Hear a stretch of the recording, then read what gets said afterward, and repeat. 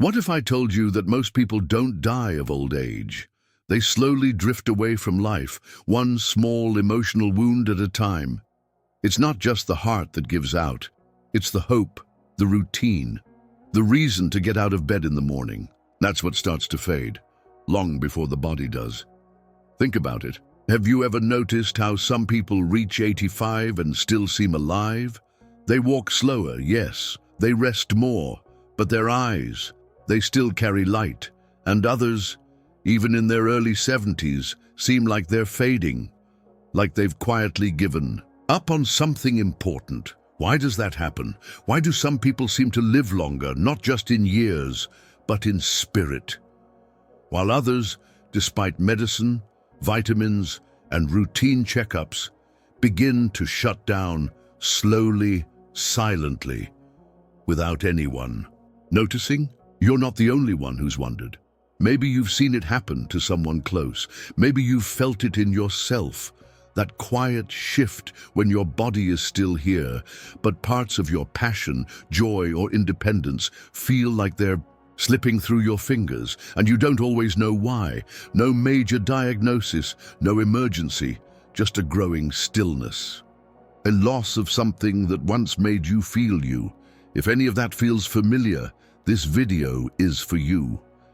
Because what shortens life after 70 isn't always what we think. It's not just heart disease or diabetes or forgetting to drink enough. Water. It's often much quieter than that, much more emotional, much more human. In this video, we'll explore 5 surprising reasons why so many older people struggle to live past 80 and why they're rarely talked about. These aren't medical mysteries. They're things you've likely felt but never fully unpacked. Things that start in the heart, show up in the mind, and over time affect every part of your being. But here's the good news. Once you recognize them, you can change them. You don't need to reverse time. You don't need to chase youth. You just need to understand the subtle shifts that can pull us away from life and learn how to gently return to yourself, because you still matter.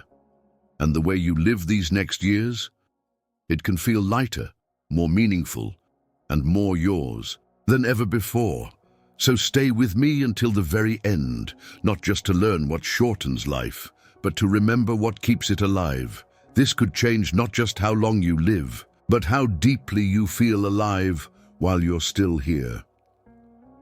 The quiet death of purpose.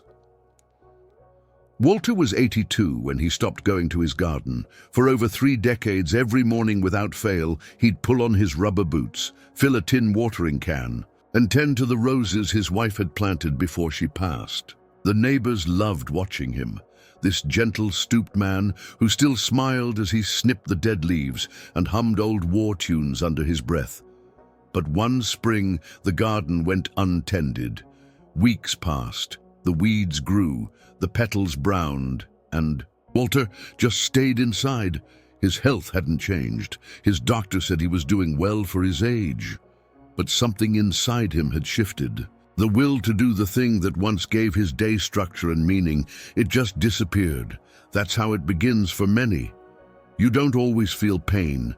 You don't fall or get sick overnight. Instead, something small, yet essential, it fades. Purpose. You see, when we were younger, we were constantly needed by our work, by our family, by society. Even the simple act of setting an alarm, making breakfast for someone, or showing up to work meant something. It was a thread connecting us to the world. But after retirement, after the kids grow up, after loved ones pass, that thread loosens. And unless we weave something new, we begin to unravel. Now here's the part no one talks about. Losing purpose doesn't feel dramatic. It sneaks in quietly. You start saying things like, "I'm too tired today, I'll do it tomorrow." What's the point? No one's coming over anyway. "I'm just getting old, it's normal." But behind those words is grief and resignation. A slow stepping back from life, not because you have to, but because no one reminded you that you still can. Here's what happens when purpose dies. The brain receives fewer signals of anticipation and reward. Motivation centers go quiet, the immune system weakens, mood declines, fatigue sets in, emotional and physical. Over time, even simple routines feel like heavy lifting. It's not just in your head. Science confirms it. A strong sense of purpose is directly linked to longer life, better cognitive function, and reduced risk of disease. But you don't need to climb mountains or write a novel. Purpose can be small, gentle, quiet. Maybe it's walking a neighbor's dog. Maybe it's learning to paint. Maybe it's being the one who calls your grandchild every Sunday just to listen, or watering a rose bush someone you loved once planted. The size doesn't matter. What matters is the spark, that tiny flame. And that says, I still matter. Walter, by the way, did go back to his garden. One of his neighbors, a boy named Liam, knocked on his door and asked if he could learn how to plant something. Walter laughed for the first time in weeks. And the next morning, there he was again, boots on, watering can in hand, guiding Liam's tiny fingers through the soil. That's all it takes. One thread, one moment. So here's my question to you. Have you stopped doing something that used to give you joy? Take a quiet moment and really think, not in guilt, just with love. What's one thing you used to do, not because you had to, but because it made you feel alive? And can you return to it, even gently, even slowly? Comment, still here. If this resonates with you, let me know. What's one small thing you want to begin again? And if you're still watching, it means this message matters to you. So take a second, tap that like button. It helps this video reach someone else who might need it today. The loneliness that no one sees. Ruth is 88. Her children live 3 states away. Her husband passed 9 years ago, and though her calendar is full, doctor's appointments, haircuts, a book club that meets once a month, her days feel silent, not quiet. Silent. There's a difference. Quiet is peaceful, but silence, it's hollow. It's the sound of the phone not ringing. It's eating alone and trying not to look at the empty chair across from you. Every day, Ruth gets dressed, combs her hair, and walks down to the mailbox just to wave at the neighbors' cars. She says hello to the mailman, she smiles at the grocery clerk, and then she goes home. Alone. Again. She isn't neglected. She's just invisible. And that quiet, creeping loneliness is one of the most overlooked killers of people over 70. Not because it shows up on a test, but because it doesn't. You see, loneliness is not just about being physically alone. It's about emotional disconnection. It's the feeling that no one really sees you anymore. And here's the heartbreaking part. People around you often don't realize it's happening because you say things like, I'm fine. I don't want to bother anyone. I know everyone's busy. I'm just not much of a talker anymore. But inside, there's a longing to be remembered, to be needed, to be missed. Now here's what science tells us. Chronic loneliness has been linked to a 29% increased risk of heart disease, a 32% increased risk of stroke, and it weakens the immune system, making it harder to fight off even small illnesses. And emotionally, it numbs your spark. The world feels colder even if the sun is shining. But here's the thing, loneliness isn't a sign of failure. It's not your fault. It's not something you chose. It's something that snuck in. And the beautiful part is, even now, you can soften it. You don't have to fill a stadium. You don't need 10 best friends. You just need 1 or 2 consistent connections that make you feel seen and heard. It could be calling an old friend, even if it's been years. Joining a senior phone circle, they exist in many towns. Writing a letter to someone who used to matter and reminding them that they still matter too. Volunteering once a month, even at a shelter or a local library. Your presence could be someone else's light. Ruth, by the way, eventually made a new friend. A woman named Clara moved into the building next door, and one day, after noticing Ruth's lights were always off by 7 p.m., Clara knocked with 2 mugs of tea. Now, every Friday, they sit on the porch. No big talks, no fancy plans, just tea and company. And Ruth says her house doesn't feel as silent anymore. So let me ask you, is there someone you haven't talked to in a while because you didn't want to bother them? What if you reached out, not with an apology, but with a "Hi, I miss you," or maybe you're still waiting for someone to check on you? If that's the case, leave a comment below. Just write, "I'm here, and I'd like someone to talk to." You never know who might read that and feel the same. And if this moment felt personal, please take a second and tap the like button. It helps this message reach others who may be feeling this very silence right now and not know how to name it.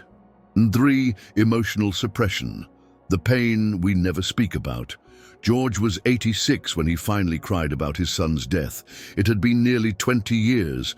A car crash on a rainy night took his boy, gone before his time with nothing left but a folded flag and a drawer full of unspoken memories. But George never cried.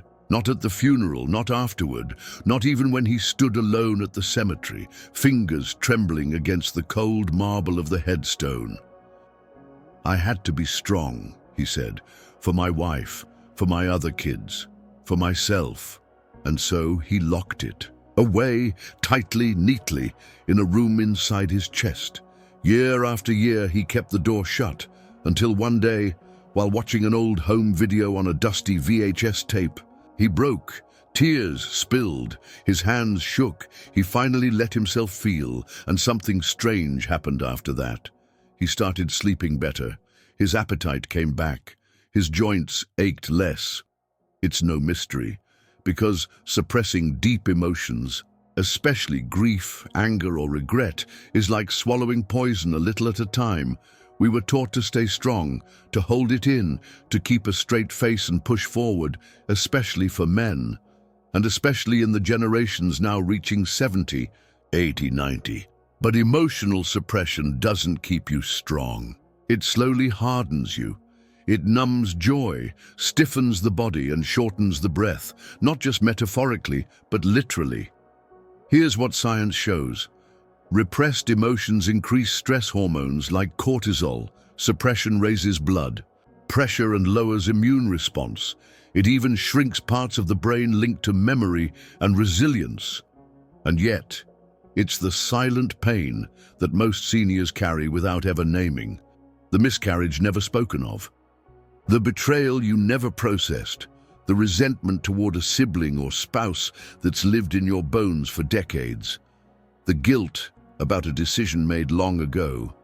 It stays in the body, and the body keeps score. But there's hope in this. You can still release it. You don't need to dig through every wound. You just need to give yourself permission to stop pretending it didn't hurt. That's all. Even saying out loud, "That broke me." Even writing it in a notebook, "I miss them." Even whispering it to no one in the room, "I never got to say goodbye." That's healing. You might feel scared to open that door. You might worry it'll flood you, but often what floods us also cleanses us. George said that after he cried, he felt 10 pounds lighter. Not because his grief disappeared, but because he finally gave it space to breathe. So here's your gentle question. Is there something you've been holding in for too long? Something you never gave yourself permission to feel? Just for a moment, no judgment. Can you name it? You don't have to share it out loud. But if it feels safe, you can write in the comments, "I've been carrying this for years." That's all. No details needed. But just naming the weight, even anonymously, begins to set it down. And if you're still here with me, you're already healing. So please take a breath. Tap the like button if this moment touched something real. And share it if you know someone who's still holding it all in, quietly. They deserve to know. They don't have to carry it forever. The decline of small daily structure and the subtle spiral it causes Eleanor, 79, used to wake up every morning at 6:30 a.m. Not because she had somewhere to be, but because she liked the quiet before. The neighborhood came alive. She'd make a cup of tea, feed her cat, and sit by the window watching the sun rise over the rooftops. Then slowly, without noticing it, her mornings changed. She began sleeping in later. Tea turned into reheated. Coffee at noon. Lunch became whatever she could grab from the fridge. She stopped making her bed. Nothing dramatic happened. She wasn't sick. She didn't fall or lose her memory. But her day lost shape. And with it, her mind started to feel foggier. Her energy dipped. She forgot what day it was more often. This is something no one warns you about. When we lose daily structure, even the simplest rituals, our minds begin to loosen from the rhythm of life. It doesn't take much. A few days of aimless drifting can turn into weeks. Weeks can become months. And slowly, your world starts to shrink. You start skipping the news. You forget to water the plants. You wear the same clothes for days. You feel more tired, but sleep more. And people assume it's just aging, but often it's disorganization, emotional disorganization. See, the brain loves rhythm. It thrives on knowing what's next. Tiny habits, like opening the curtains, stretching your arms, or writing a note in a calendar, tell your brain, I'm still here.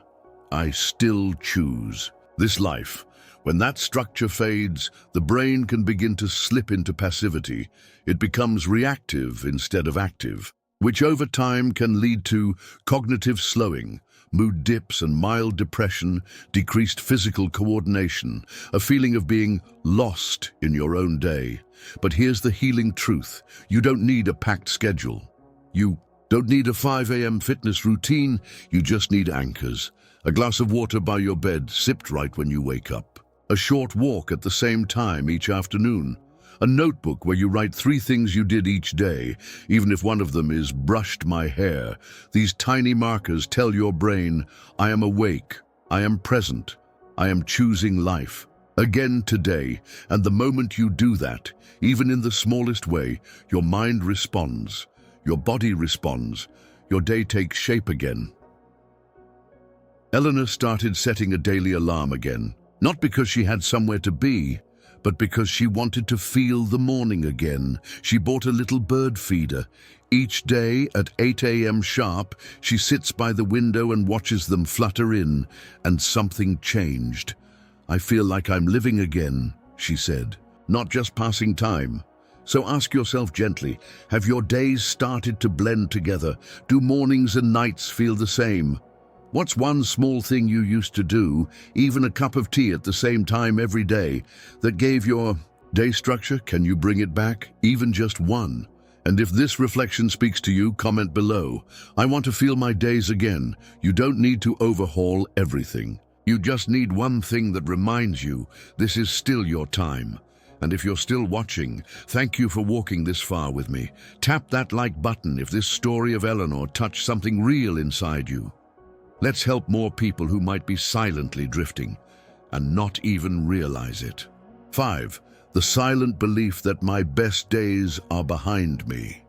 Henry was 84 when he stopped celebrating his birthday.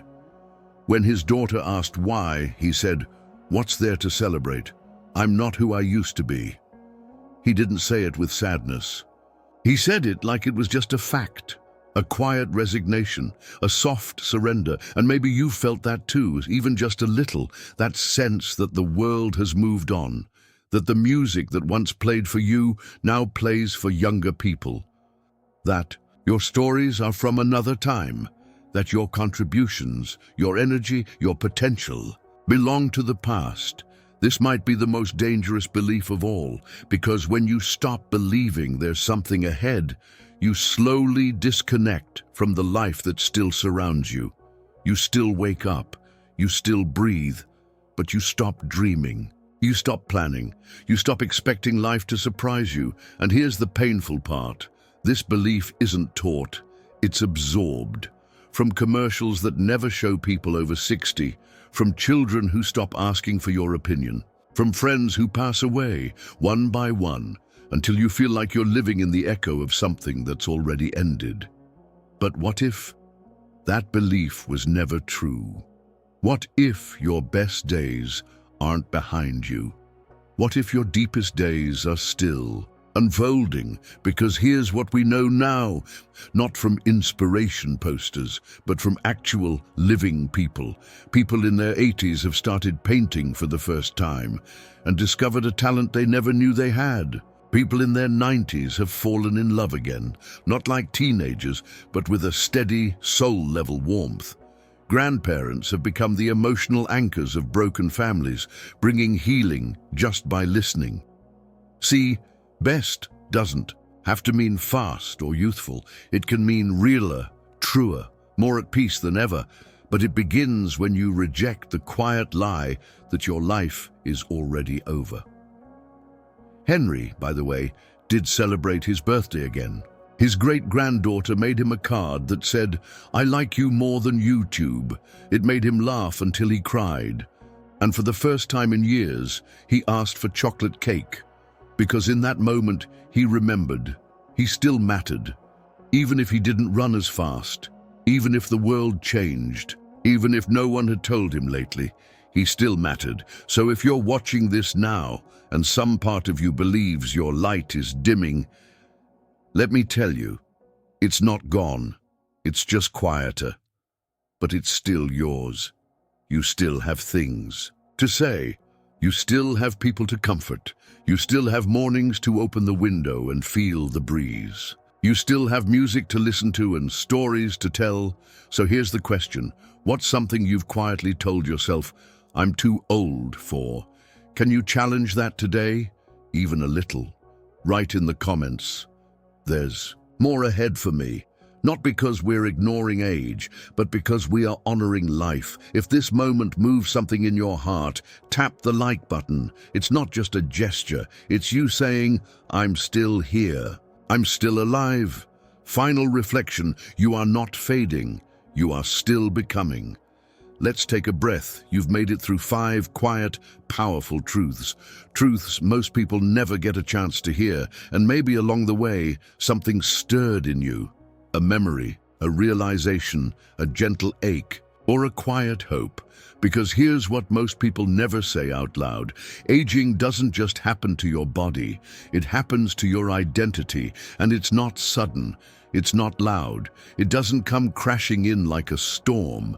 No, it slips in slowly, through routines that fall apart, through a phone that rings less often, through feelings you never unpacked, through the belief that life is something happening behind you, not ahead. That's how the fading begins, not with illness, not with weakness, but with disconnection from the world, from yourself, from the parts of you that used to feel sharp, warm, curious, alive. But that fading isn't final, and that's the quiet miracle no one tells you. You don't have to go back in time. You just have to take one small step forward, because life doesn't ask you to be young again. It asks you to be present again, to come back to your mornings, to your laughter, to your quiet strengths, to your right to still matter in this world, even now, especially now. So here's what I want you to remember. Purpose doesn't expire. Connection is still possible. Your emotions deserve space, no matter how long you've held them. Daily structure is a quiet form of self-respect. And most importantly, your best moments may still be waiting for you, not the biggest, not the loudest, but the ones that feel the most like home. So ask yourself, gently, kindly, what's one insight from this video that spoke to your life? Just one.